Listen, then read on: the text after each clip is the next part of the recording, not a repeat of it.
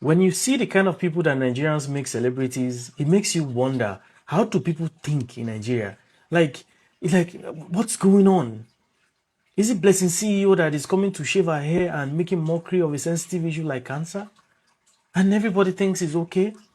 Today's video is specifically for very dark man or very dark black man. I don't know, he changes his name often. Specifically, this is the video that you made attacking Sowore or talking about Showore's kids. That's what got me angry.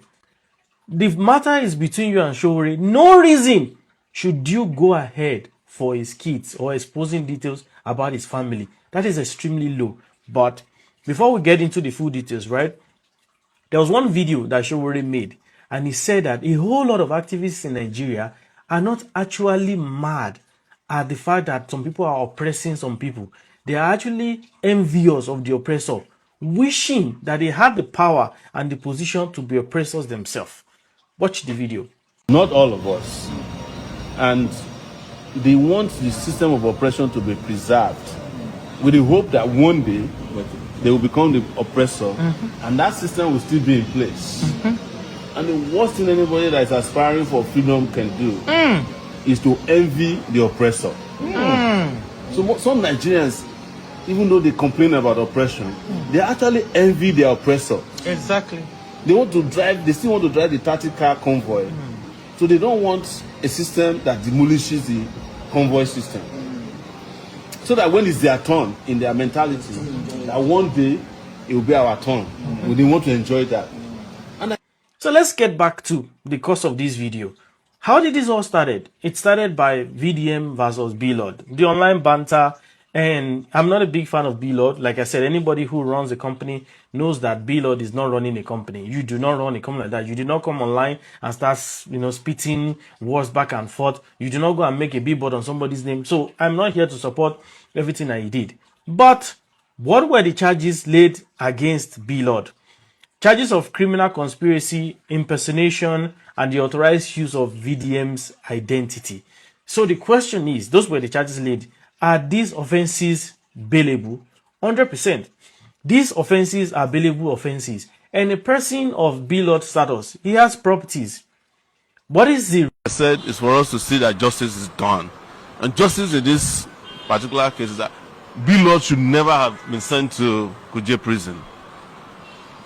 The essence of bail is to be able to present the person back to undergo his trial.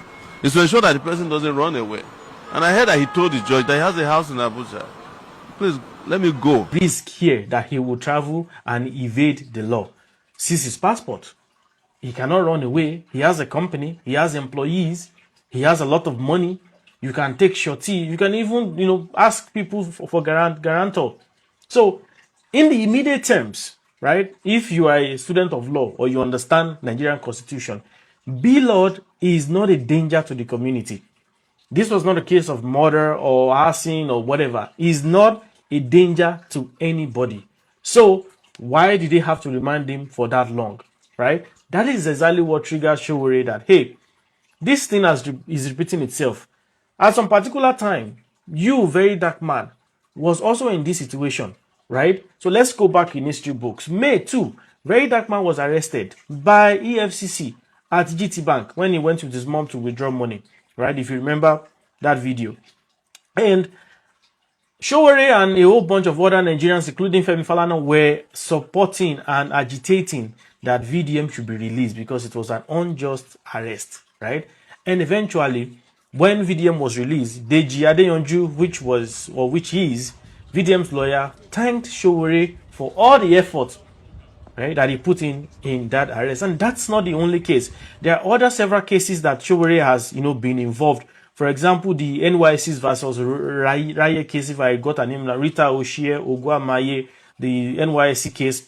There was also another case, Seeking. The guy's name is Olumide Ogunsonwo versus RCCG, when he was talking about Pastor E. Adeboye. And even most popular, Regina Daniel and Nedwoko, he was also there. So this is not a case of isolation that, okay, Sowore is coming for VDM in particular. But Sowore is saying, why do you need to lock this guy up for 26 days when clearly he has not committed a capital offense as per the 1999 Constitution as amended?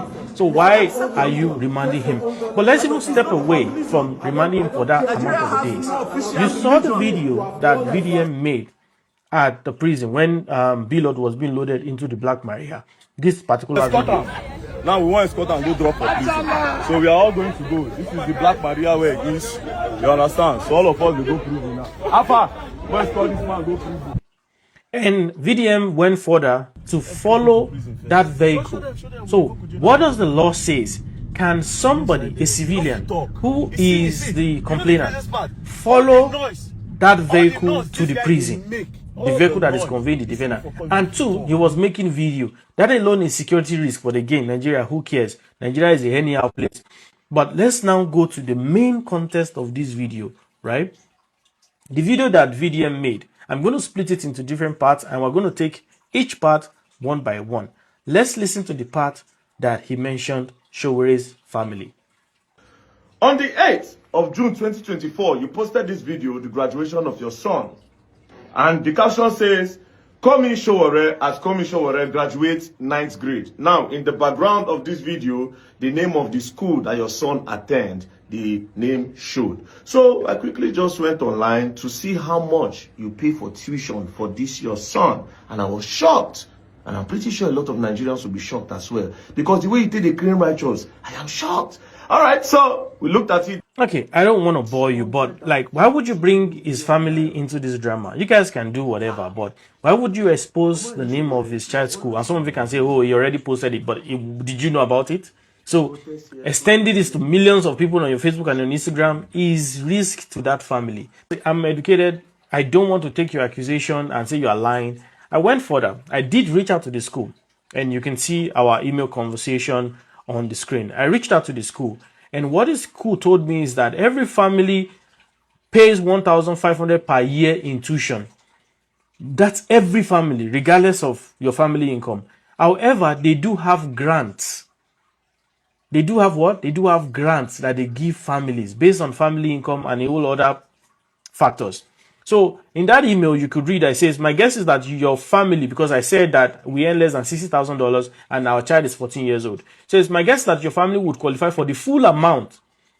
In interpretation, that if we say that our income is less than 60,000, all the child would have to pay is $1,500. This is not me saying it. This is the email from the school, not me. And you can see the email signature. That's what the school said.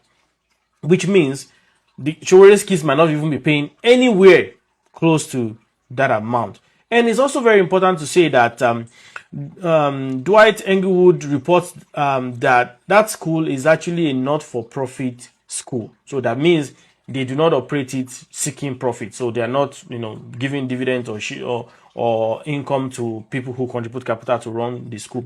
And something that is very important that I want you to note.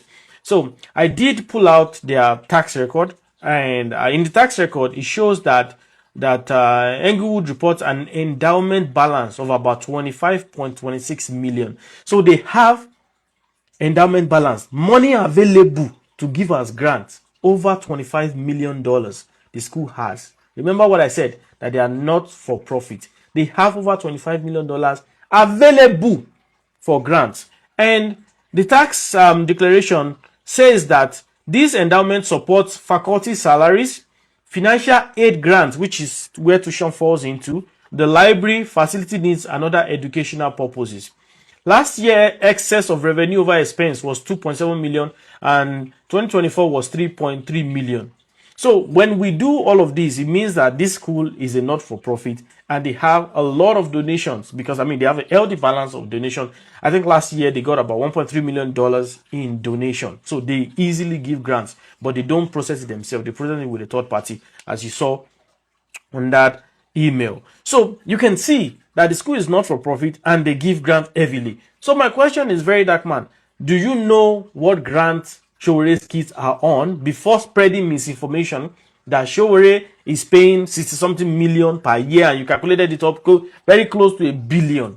You're just using that to drive people to anger driving them to start questioning, where is he getting the money? Oh, he's being sponsored. They are paying him. Did you even bother to message the school, send an email, understand if their grant structure? No, because all you wanted to sell, you don't know. And the gullible ones, the illiterate ones, keep listening to this shit. Moving on. Let's even remove the fact that Sowore can afford or cannot afford it. Who are you to ask Sowore to come and declare how he makes his money? According to the Nigeria Constitution 1999, as amended, who are the people that should declare assets and income? They are public officials, governors, presidents, anybody that is elected or appointed into public office. Sowore has never held a public office. He does not currently hold one. So he is not under any law to tell you where he makes his money and how he finances his family. So who are you or who am I to ask Sowore to come and explain how he makes his money? Have you explained yours? How did you go from drinking pure water to private jets? We'll come back to that. Moving on. Let's go to Sowore's wife. If you don't know, Sowore's wife was born in US. So she was born in US. She did not travel to US. She was born in US and she lives with the kids in US. So all three of them, 2 kids and her, are both citizens or are all citizens. So they were born there. I don't know if you understand what that means, but they were born there. So they are Americans with American passports, right? American privileges, right? And that's not only what it is. Oh, she works as a senior vice president, consumer marketing at Teladoc Health currently. And before that, she previously held senior executive roles at American Express. These are better companies. Oh, this is not fish pie. Oh. American Express, Citigroup, and Delta Airlines. She held senior executive roles. Do you know how much they pay these roles in US? Some of these senior executive roles gets paid as much as $500,000 a year, which is salary plus shares and all of the benefits and everything.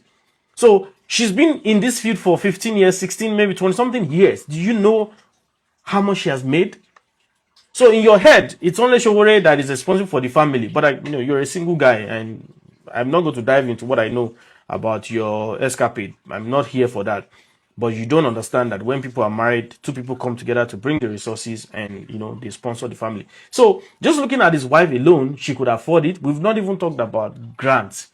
I've not even talked about real estate investment. So maybe they bought real estate properties that has gotten some equity. I've not even talked about inheritance, right? This lady lived all her life in the US, and judging from her career, she understands how to make money. And if she don't understand how to make money, sure, she understands how to make investments. So in your own head, it's only Sowore that you're looking at, which even his own income is something we'll get back to in the video. So let's go. And like I said, I've given you the details of his wife. And if you need her name, Omoyele Oluwole Sowore, you can Google it and find out about her. She's not somebody who makes noise in the media like yourself. And by the way, she has an MBA from Simon School of Business. Okay, so you also mentioned some other things, which I'll play the video now. You mentioned about Sowore's running mate. Let's watch. Only you go choose vice president. Like last year, 2020, 2024 now. Again, I don't understand. Do you just carry your phone and start making video without doing any form of research? Right? Who's your party? So let's go to the details. Oh my goodness. So in 2019, Sowore's running mate was Rabiu Ahmed Rufai, right? That was Sowore's running mate. In 2023, Sowore's running mate was Haruna Garba Magashi, if I pronounce that properly, right? And there was press release on all of this information, which you can see on The Nation as well. I think it was the Premium Times that caught the other one, right? So he had running mates. Another point that you made, right, which is you mentioned national chairman, that who is the national chairman of ANC, which is Sowore's party. Sowore is the national chairman of his own party, right? And I don't know if you by chance Google that and found out about that information.